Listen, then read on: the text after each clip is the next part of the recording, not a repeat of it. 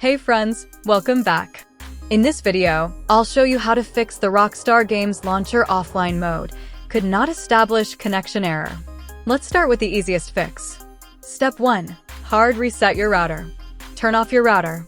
Unplug all cables, including the power cable.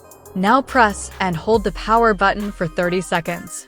After that, reconnect all cables, turn the router back on, and connect your PC to the internet. If that doesn't work, move to the next step. Step 2. Disable antivirus temporarily. Open Windows Security. Click on Virus and Threat Protection. Select Manage Settings and turn off real-time protection.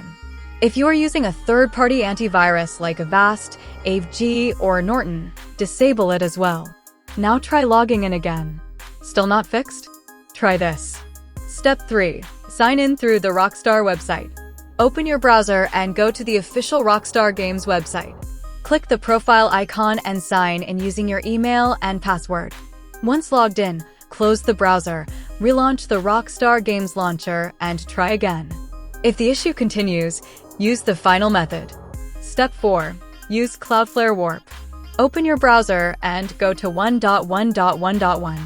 Download and install Cloudflare WARP for Windows. After installation, click the up arrow in the taskbar and turn WARP on. Once it shows connected, relaunch the Rockstar Games Launcher and sign in. This should fix the offline mode connection error.